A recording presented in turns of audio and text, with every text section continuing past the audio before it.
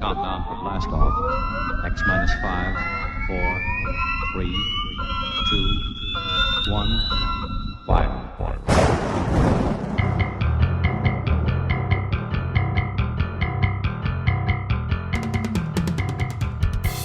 Welcome to Lord Blood-Rah's nerve-wracking theater.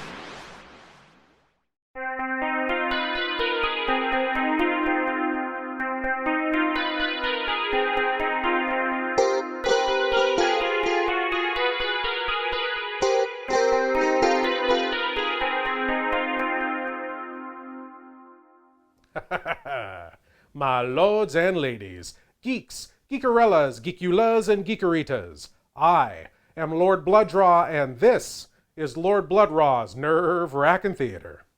In fact, it's a very special Nerve-Wrackin' Theater tonight because we are going to pay tribute to one of the biggest stars in horror filmdom. This man is bigger than any of them. Karloff, Lugosi, Chaney, Price, this actor is bigger than all of them put together in one quadruple extra large suit. I'm of course talking about the man mountain of mayhem who was really a 400-pound pussycat, the mighty Tor Johnson. And we're going to pay tribute to him tonight by seeing a film that is so... His performance in this film has such a quality... The film expertise of the... Well, Tor Johnson is in it. In fact, this was his final starring role. I'm of course talking about the 1961 radioactive romp, The Beast of Yucca Flats. But now, without further ado, I give to you a nuclear monster man roaming the Nevada sands. Here is The Beast of Yucca Flats.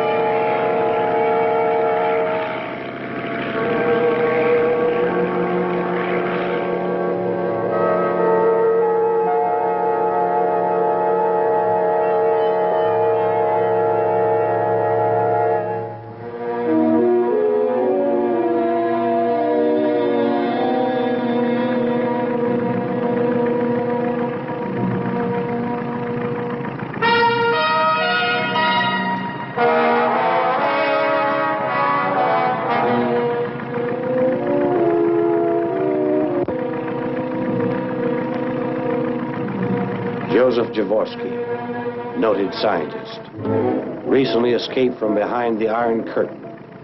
Wife and children killed in Hungary. His aide carries a briefcase, secret data on the Russian moonshot. Joseph Jaworski's destination, Yucca Flats, and a meeting with top brass at the A-bomb testing ground.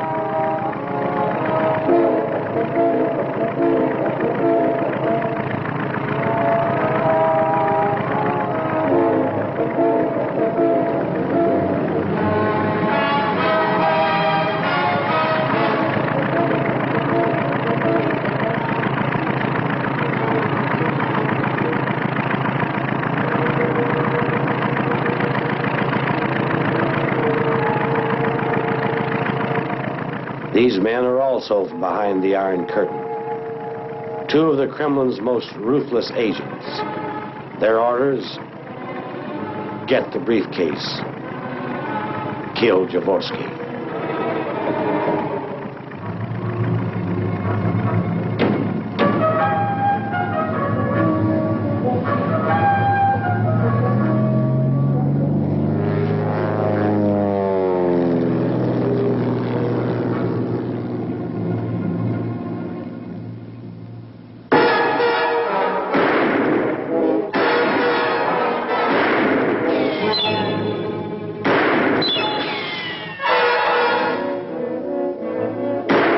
Mr. Jaworski, get in the car.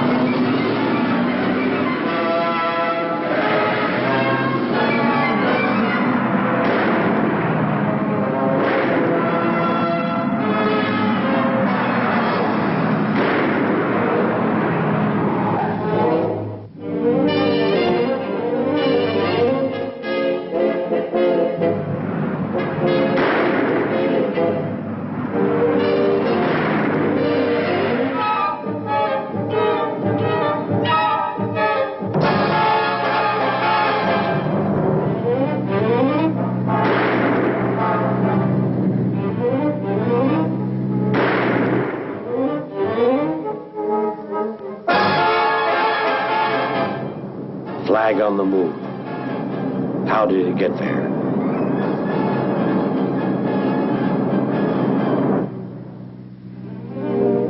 Secret data. Pictures of the moon.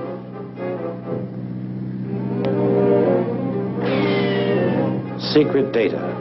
Never before outside the Kremlin. Man's first rocket to the moon.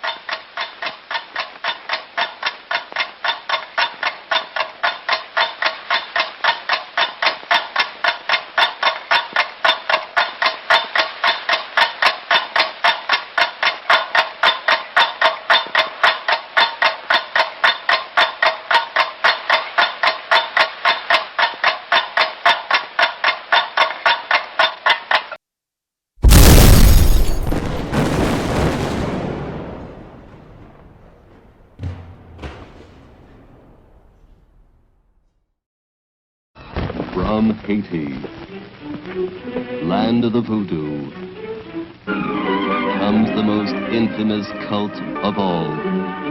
Bela Lugosi as Murder Legendre. I see death. Master of the undead damned. the sinister power behind the white zombie.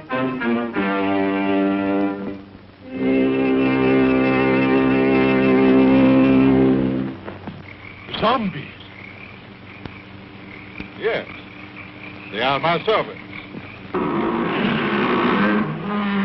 This soul killer takes men from their graves to be his slaves.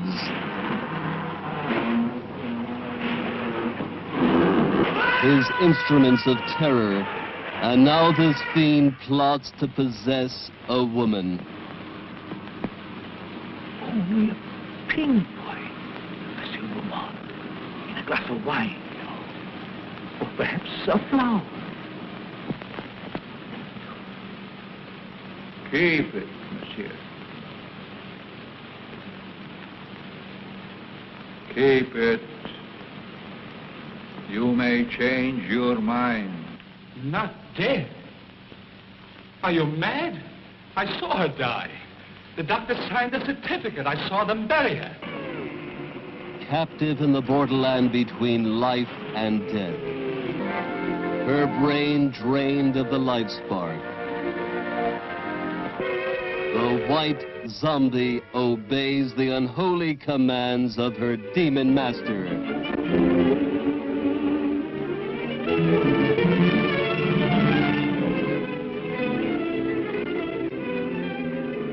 As mindless creatures carry out his cursed will, terror explodes in horror and heartquake. Zombie! Allez, allez! Never eyes so evil, never powers so potent, never magic so black. Bela Dracula Lugosi, as the master of the white zombie.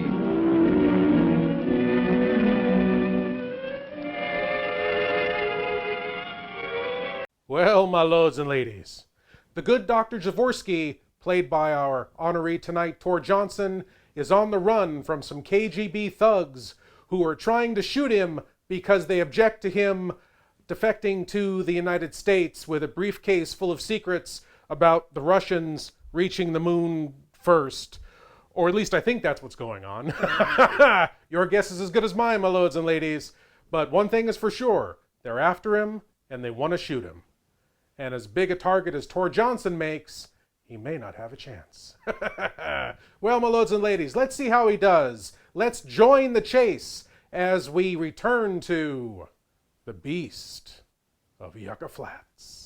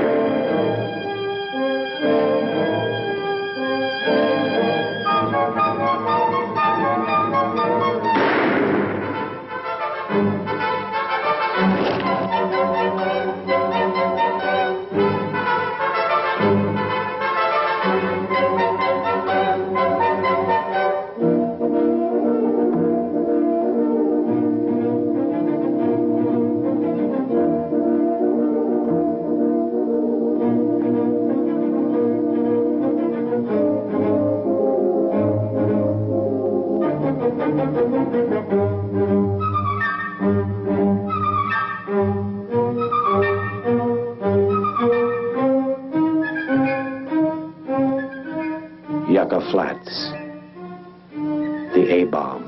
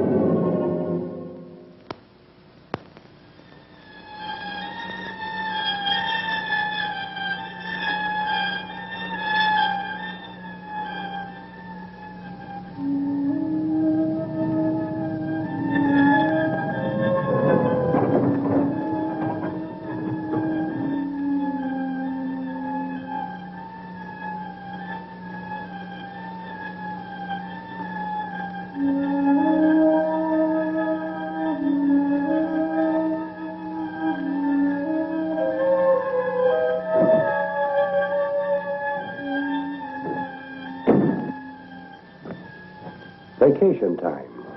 Man and wife, unaware of scientific progress.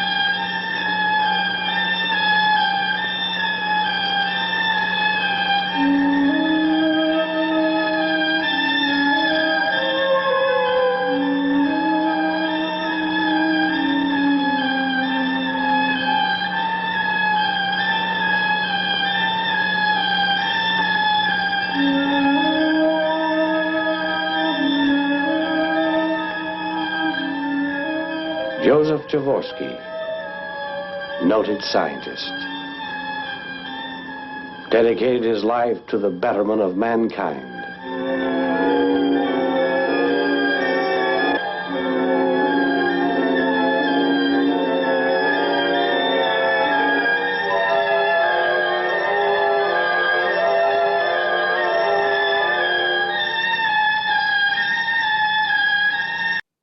So, Dr. Jaworski gets caught in an atom bomb explosion and turns into a raging monster. Sound familiar? Is it possible that Marvel Comics' Stan Lee got the idea for the Incredible Hulk from this movie? I mean, think about it. Guy gets caught in an atom bomb explosion, becomes a giant hulking monster. Well, I mean, Tor Johnson was built that way before, but still. And this movie came out in 1961. The first issue of The Incredible Hulk didn't come out until 1962. But then again, The Amazing Colossal Man came out in 1957. And that was about a guy who gets caught in an atomic explosion and becomes a 60-foot tall giant. Maybe Stan Lee got the idea for The Incredible Hulk from that movie. Maybe the producers of The Beast of Yucca Flats got the idea from that movie. Well, either way, it's a big coincidence, isn't it? I mean, 3 guys get caught in atom bomb explosions and become giant raging monsters. And who do you think would win in a fight between the Amazing Colossal Man, the Incredible Hulk, and Tor Johnson, huh? I mean, the Amazing Colossal Man has it on him on height and reach, but the Hulk is incredibly strong, and Tor Johnson has those years of wrestling experience. So I think Tor Johnson would lay back and let the Hulk go in and tire the Amazing Colossal Man out. And Hulk would be all, Hulk smash! And the Amazing Colossal Man would be, I'm a freak. Because that's really all he did throughout that entire movie was just complain about how he was a 60-foot tall freak and he'll never live like a normal man again. But he didn't do that in the sequel, though, because he didn't speak in the sequel. For some reason, half of his face was ripped off. I think he fell down a mountain or something. But I think Tor Johnson would just watch the fight and wait and let the Hulk, tire out the Amazing Colossal Man. And then finally he would go in and finish him off. And then that it could happen in America. That it could happen now. That it could ever happen to me.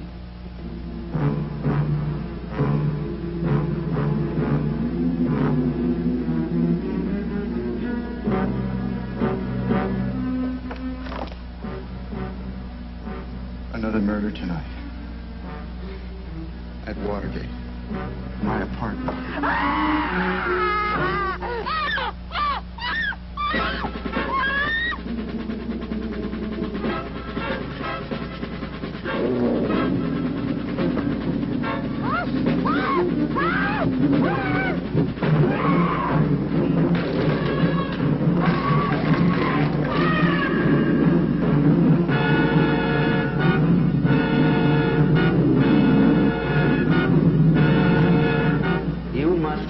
Order that he be taken alive.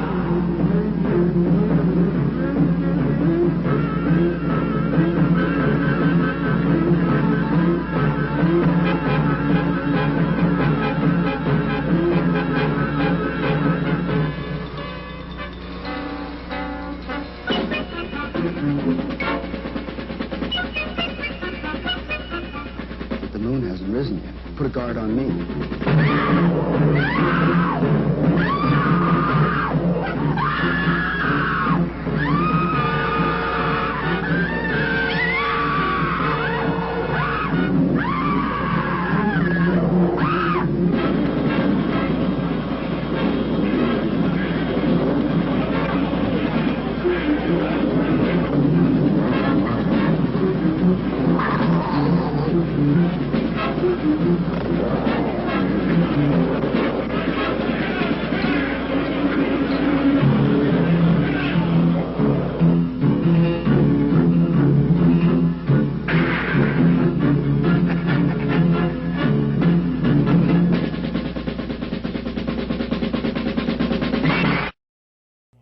Humans of the piddly planet formerly known as Earth, but now more appropriately named Fleasbooger, by me, your ultimate leader and destroyer. When I get there 12 million years from now, Gordrizzle, the Unkind. You may have noted, in your limited capacity to note anything, that I did not refer to you fool humans as Fleasboogerlings, as I did at the conclusion of last week's dire warning. The reason, not that I have to give you fool humans a reason for anything I decree, is that fool humans is a far, far more insulting term than Fleasboogerlings. There is no worse insult in the universe than fool humans. Fleasboogerlings would be a step up. To refer to you fool humans as the solid residue of insect nasal secretions would be a compliment compared to fool humans. You fool humans. 12 million years. That's all you fool humans have. So quake in fear. Fool humans, quake in fear.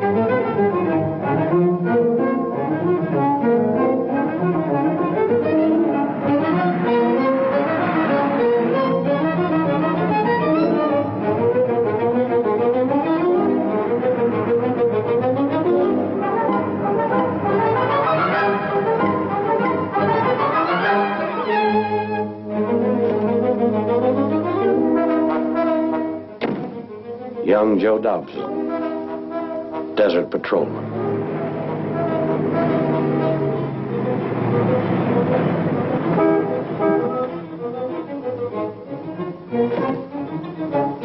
Officer. Yeah? There's a man dead. Back down the road. Dead?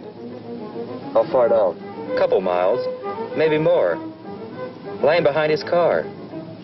Looks like he's been choked.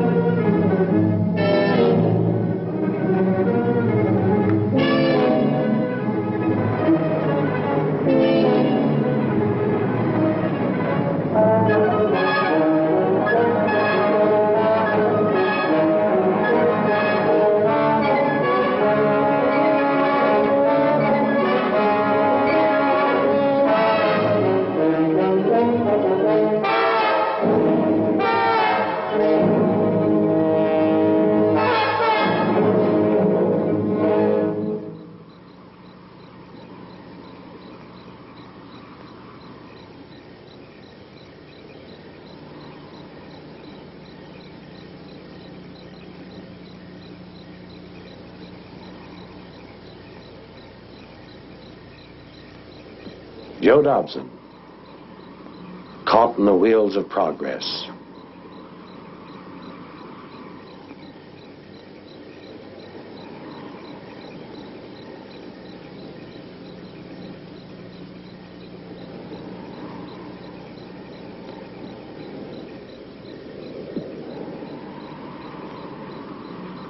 Man choked to death, a woman's purse, and footprints on the wasteland.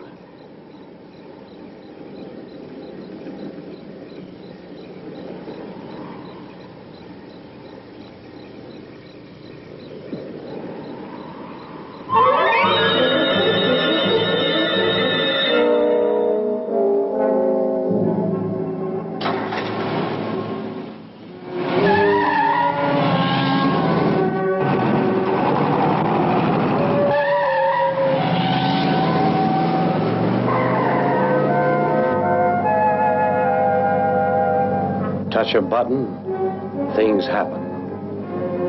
A scientist becomes a beast.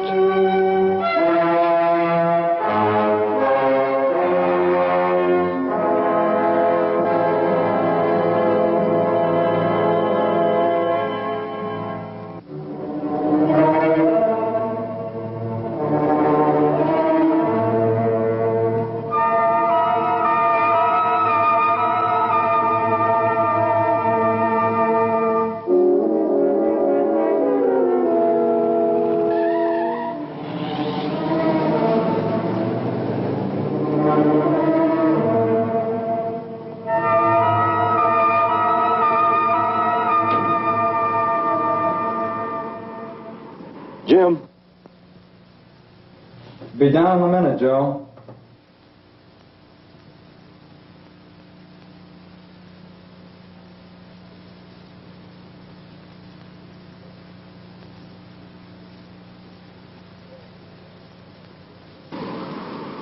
Yeah. Better come with me. Trouble up the road. Murder. Be right down.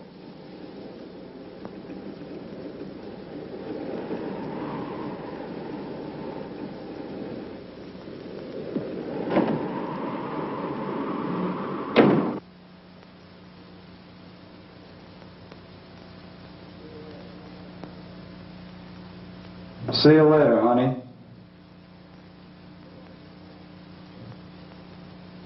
Jim Archer, Joe's partner. Another man caught in a frantic race for the betterment of mankind. Progress.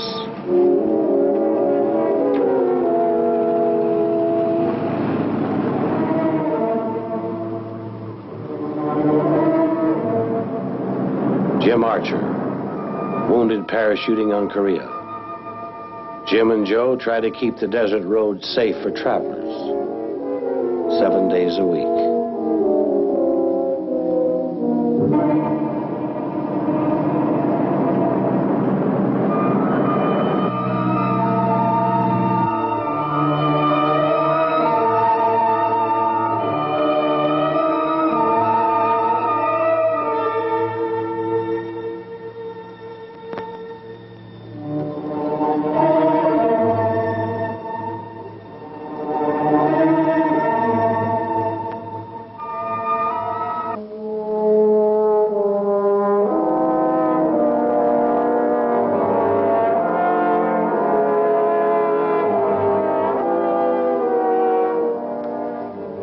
shock waves of an A-bomb.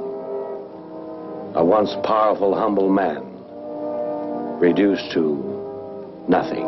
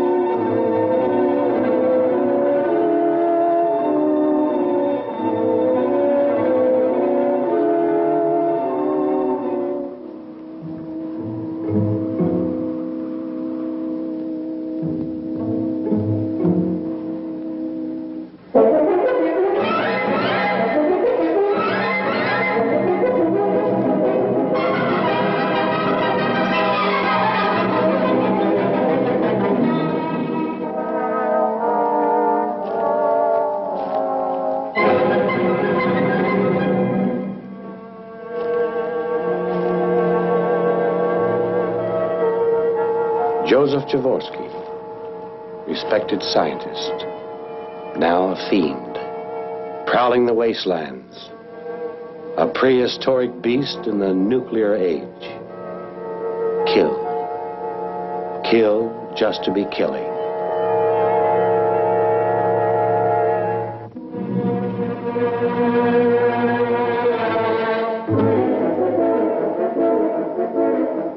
The mouth of the cave 1,000 feet up over jagged cliffs. A man murdered, a woman's purse.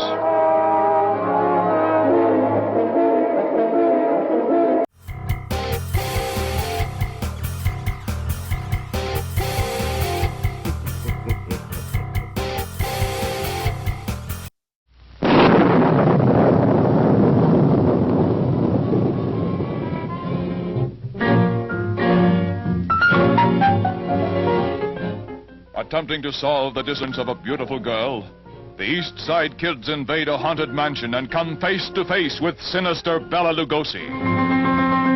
The kids take the first round, but that's only the beginning of this terrifying night.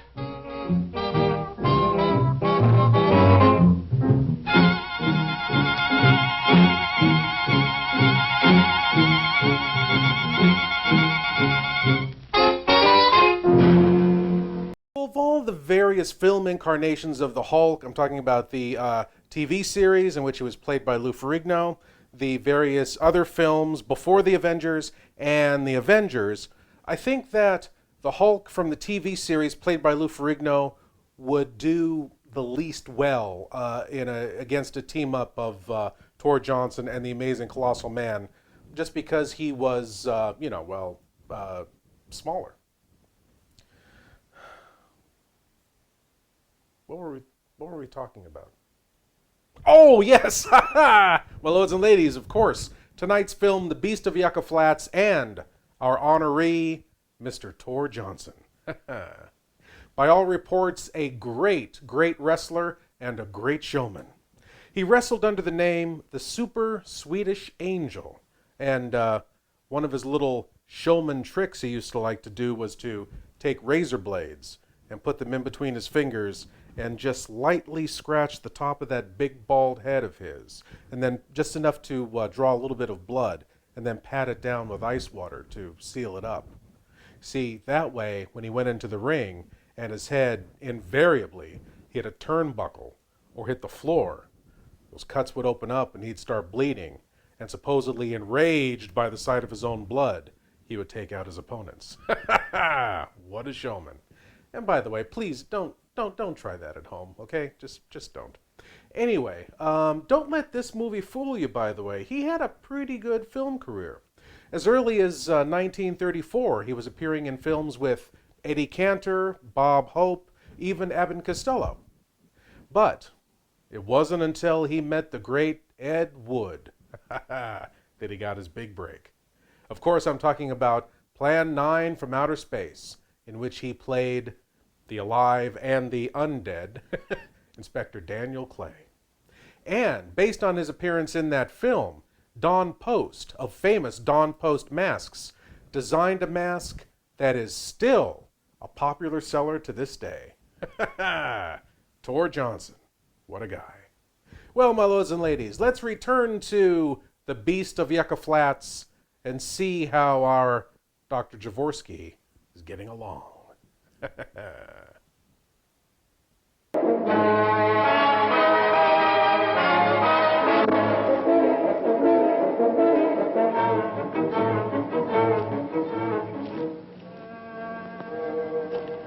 Jim and Joe picked their way upward to the mouth of the cave.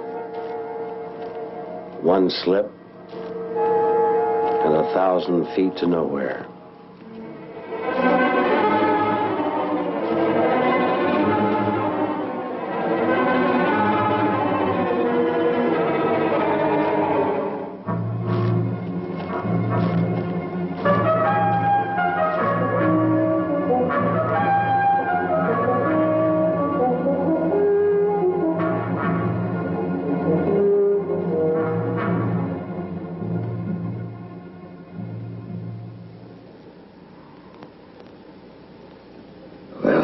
Well, there's the owner of the purse.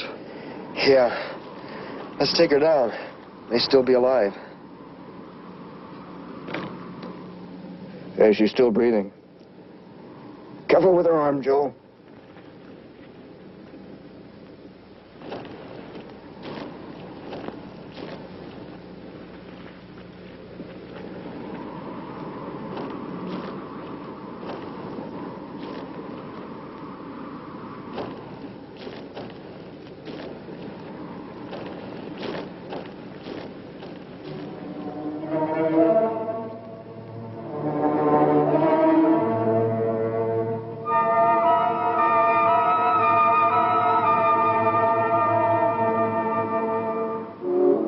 And Joe, here, feel her pulse. Well, doctors can't help her. Maybe angels, but not doctors.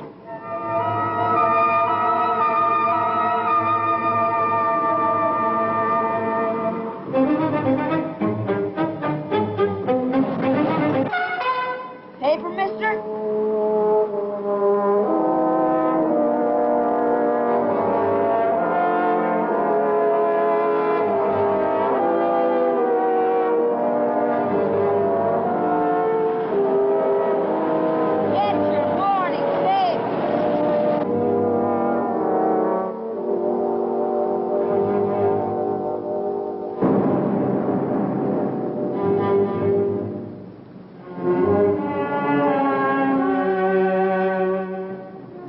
Vacation time. People travel east, west, north or south.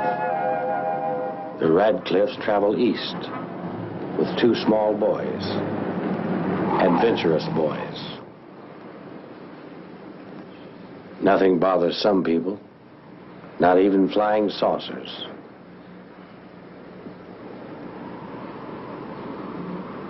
Come on, Art. Let's get some soda pop. Hey, mister? Do you mind if we bother you a minute?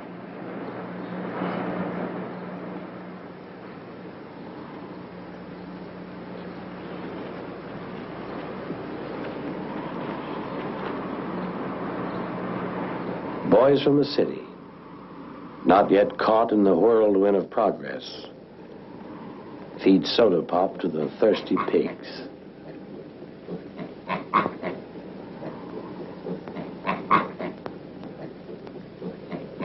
Coyotes, once a menace to travelers. Missile bases run them off their hunting grounds.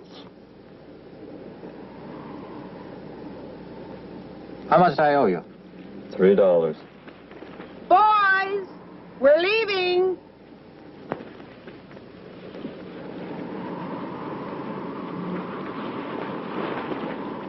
Mom, we saw some real pigs. Yeah, and a coyote. Coyote? Yeah. Don't you be playing with coyotes. Now, come on.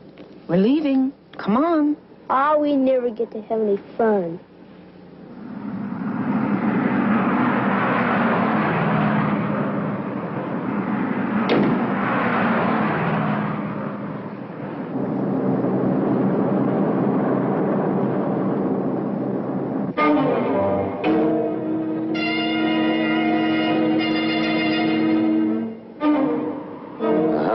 110 in the shade and no shade.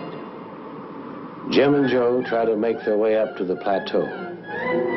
To reach the top, a man needs an airplane. A jump from a plane could land you on top.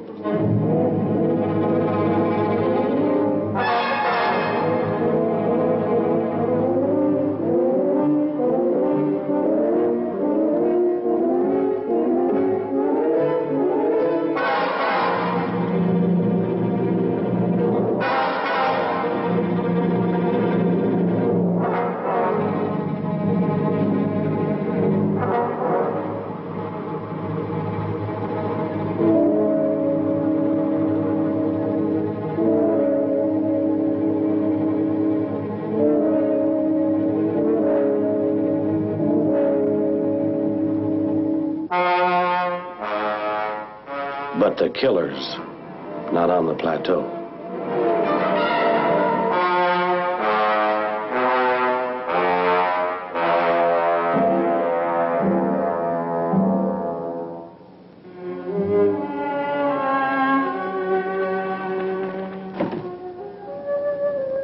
Hours in the broiling hot desert sun with no trace of the killer.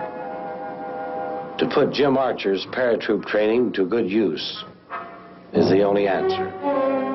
A trip up into the skies and jump. And if the killer is on the plateau, kill him.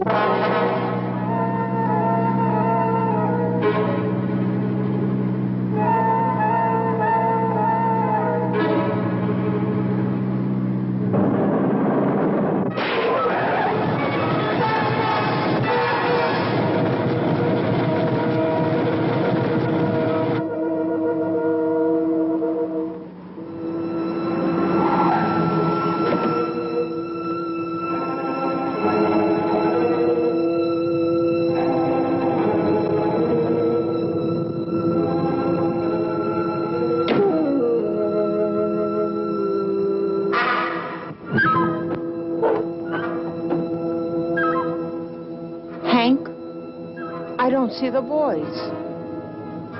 I'll take a look.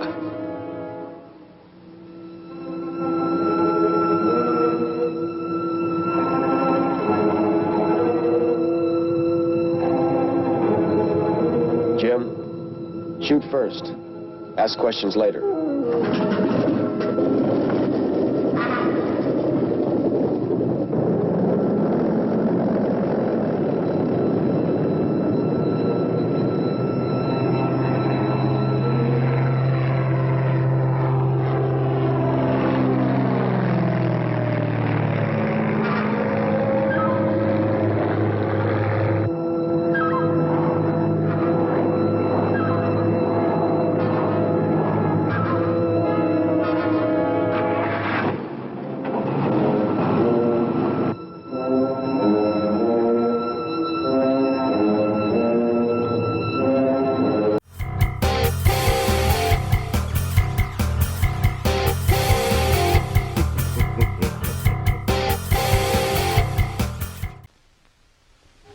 Larry!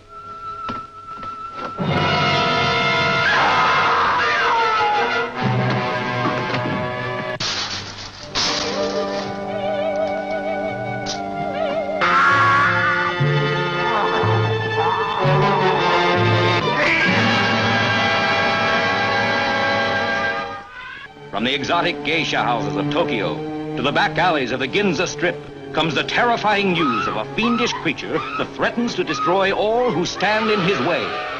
This is the frightening story of an American reporter in Tokyo who unwittingly became the victim of a shocking scientific experiment that turned him into a horrible mutant, half man, half monster, the Manster.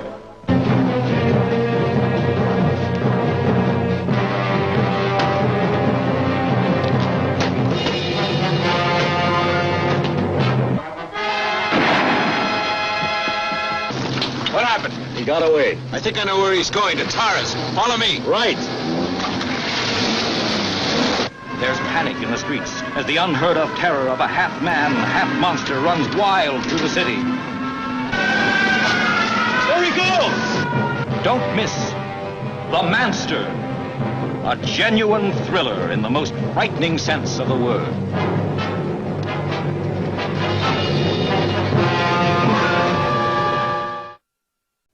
My lords and ladies, you may have noticed something rather unusual about this film.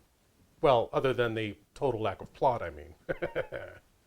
No actor speaks on camera, or if they do, their mouths are hidden in shadow or they're looking away. That's because this film was so low budget, they couldn't afford to shoot sound. All the dialogue and sound effects were added later. You gotta love low-budget filmmaking. And now we return to our irradiated Russian and our parachuting patrolman in The Beast of Yucca Flats.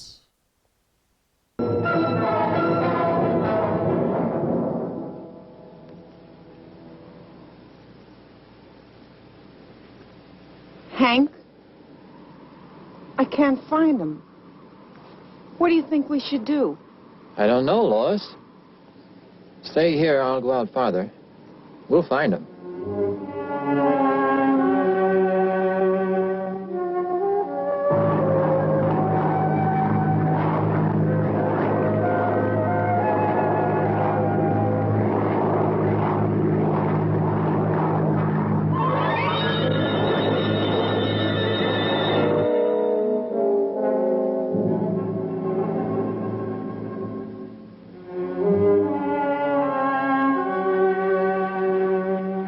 Randy!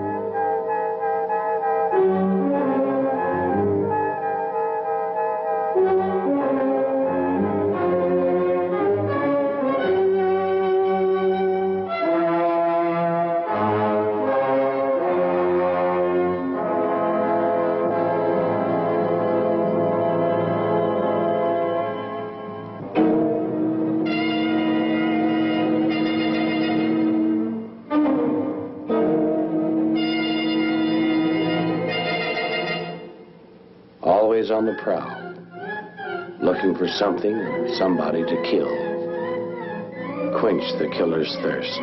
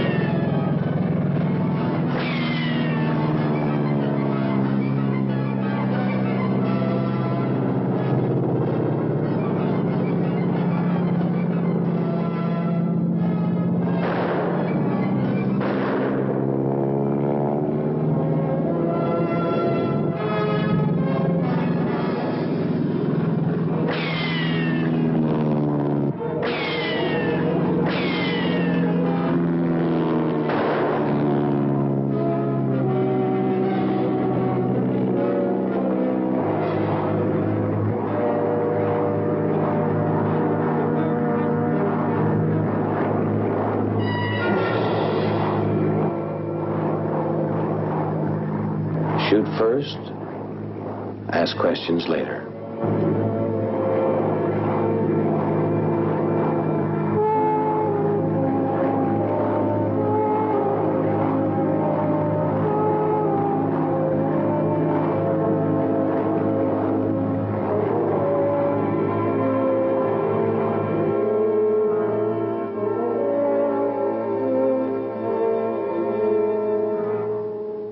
The pilot dropped his man. If Joe Dobson moves north, Hank will be caught in the middle. An innocent victim caught in the wheels of justice.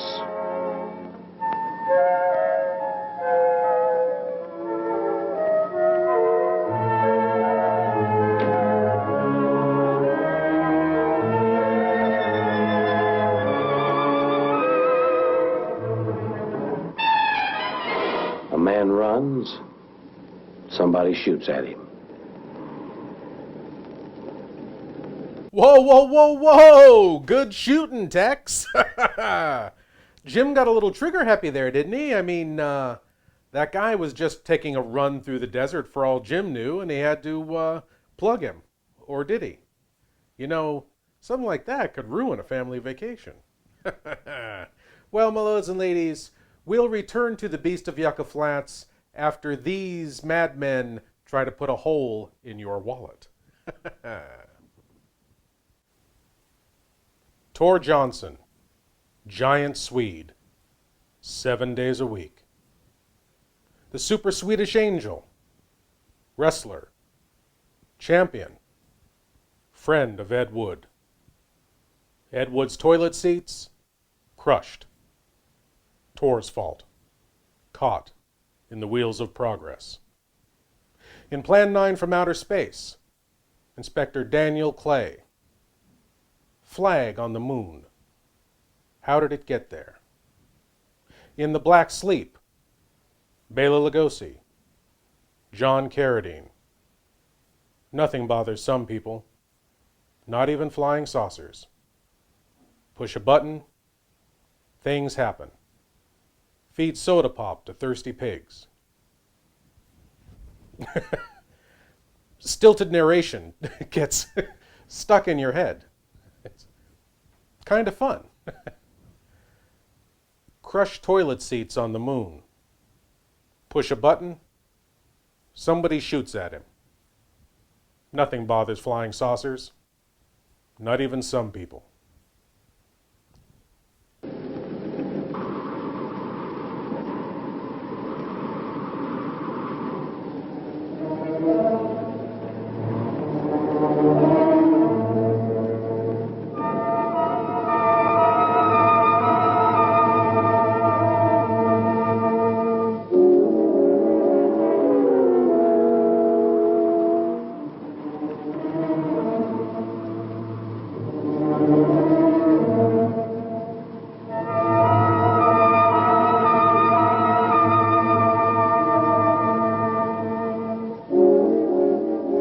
Jim Archer, ex-paratrooper, trained to hunt down his man and destroy him.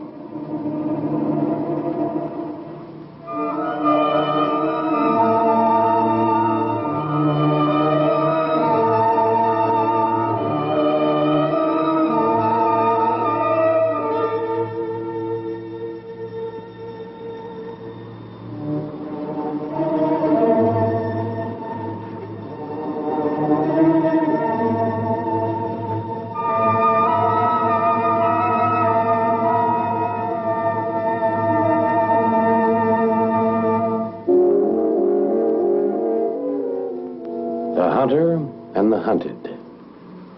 With only a few hundred yards between him and the enemy, Jim closes in for the kill.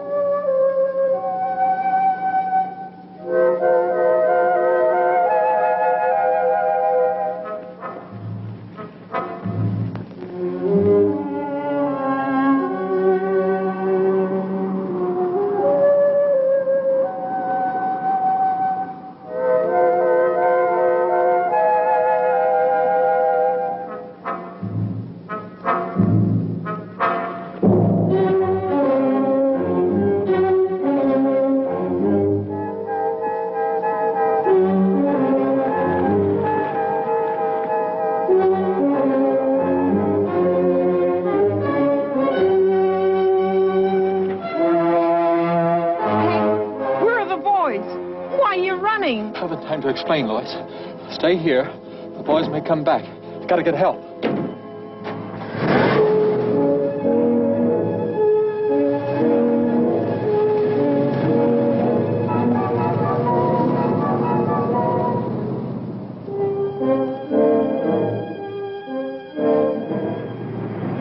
Joe Dobson headed north and met Jim.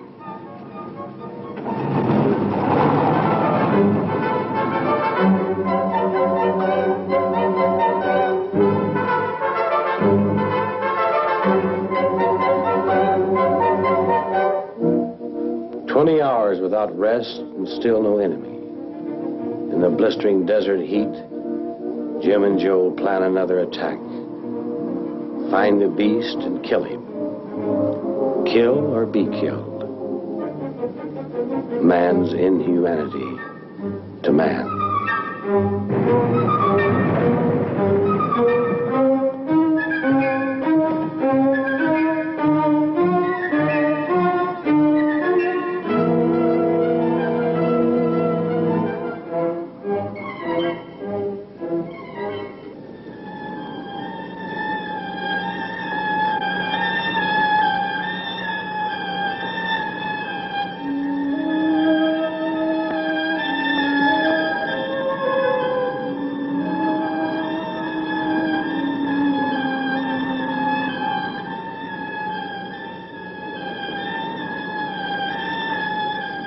Randy, you think we're lost? Maybe. I don't know, Art. Maybe. Let's go.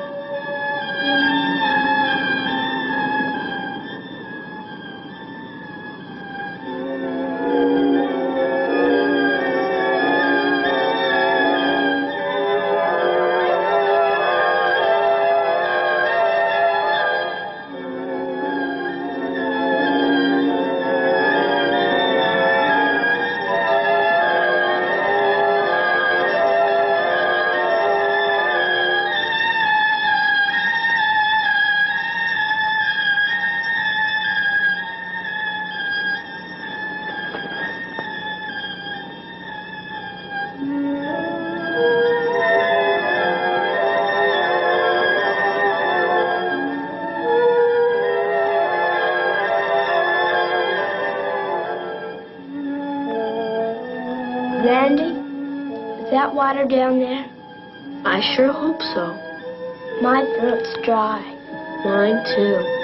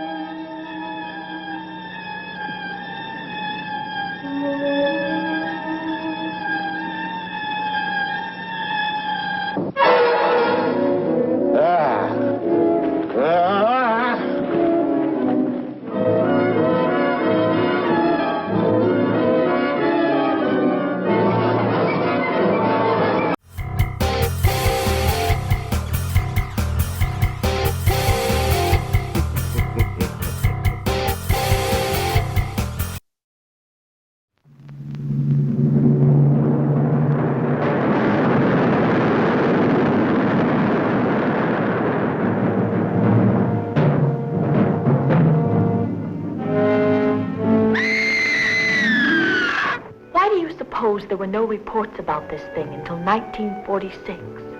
What could have happened then to start the stories? 1946? Well, the bikini underwater experiments were set off then. Maybe that started something. Deep down in the strange, lurid, murky depths of the Pacific are fantastic, horribly grotesque creatures of the sea that challenge man's courage as no earthly creatures can. Science knows some of the answers, but not all. And among science's unknowns is the strange identity of the living monster from the ocean floor. How'd he get out of suit? No man gets through that. And what happened to him? Here is the first undersea battle ever photographed between a giant killer shark and a woman, as she searches for a monster even more deadly. Could absorb a man. Or a woman. Bonnie, cast off on the double.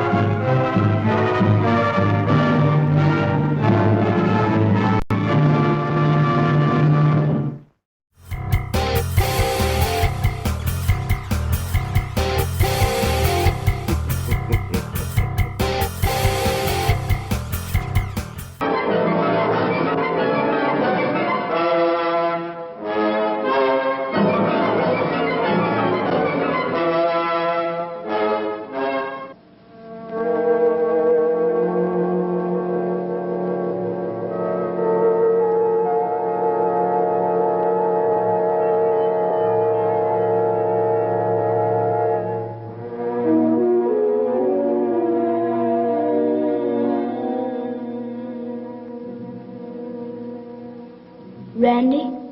What? Where are we? In a cave, I guess.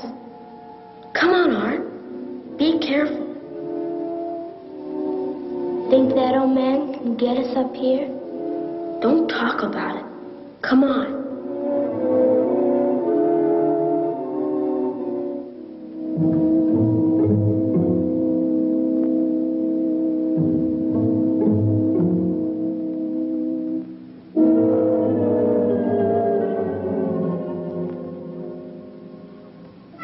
Art, get back.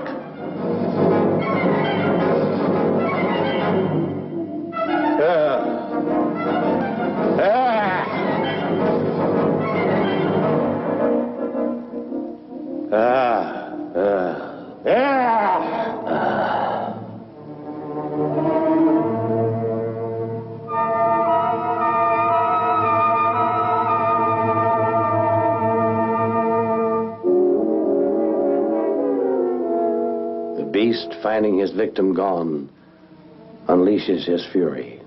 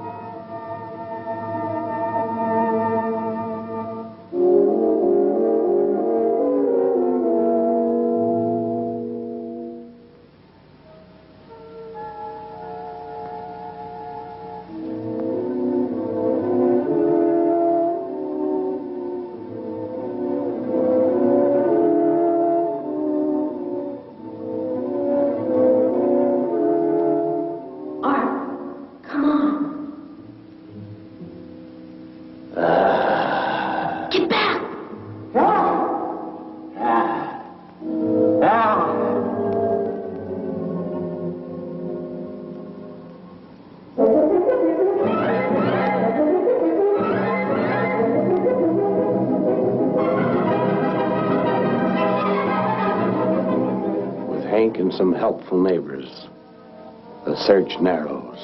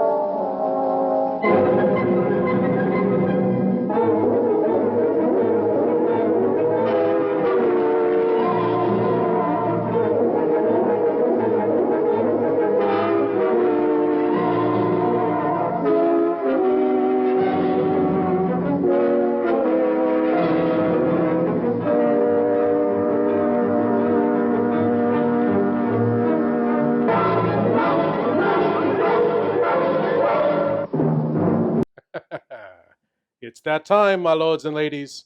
Assume the position and open your minds wide.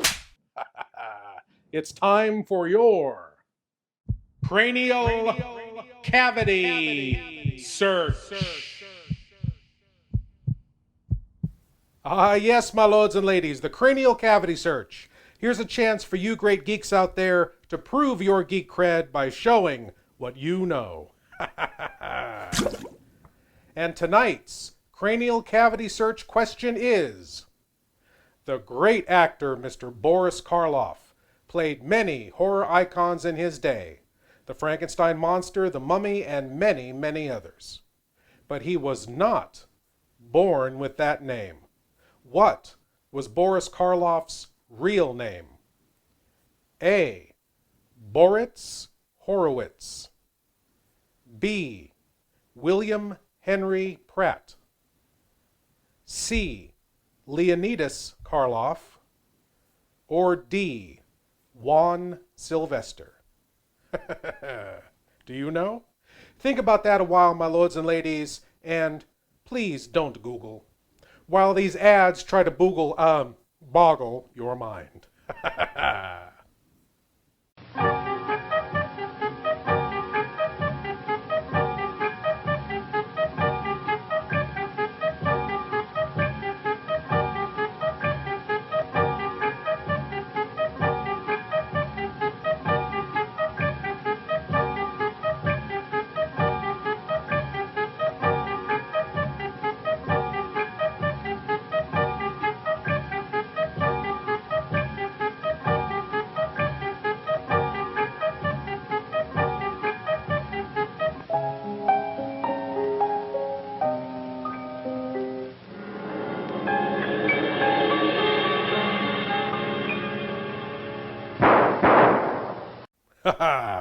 And the answer to tonight's cranial cavity search question is, what was Boris Karloff's real name?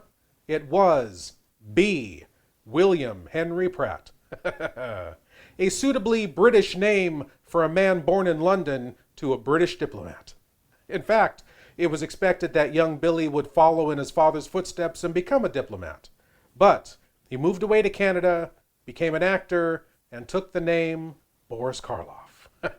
Lucky for us. Well, my lords and ladies, we'll get back to the Beast of Yucca Flats and see how things turn out. Well, see isn't exactly the right term. We'll try to suss out what's going on.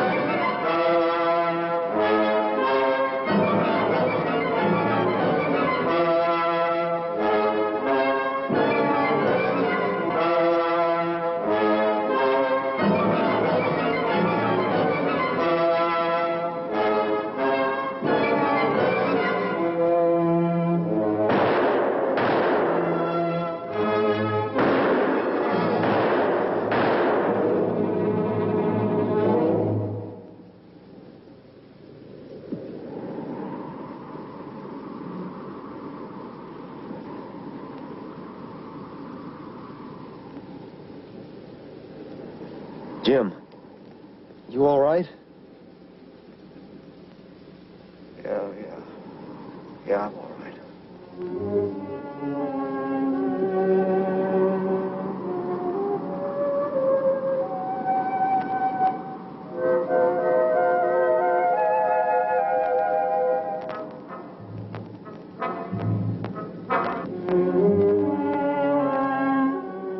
Come on, let's go.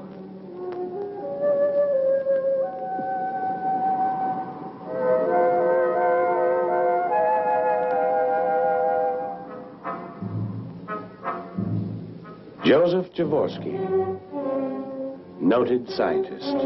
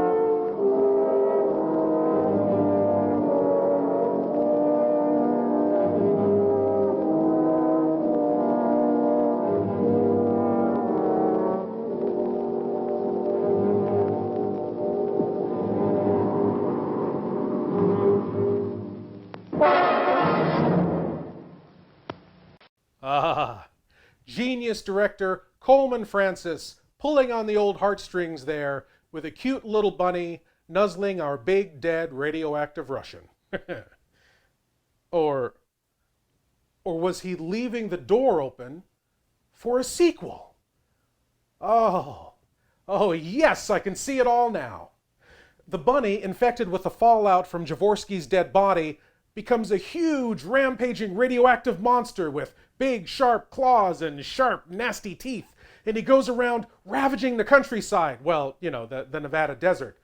And patrolman Jim and Fred, the other guy, have to go out and try to kill it.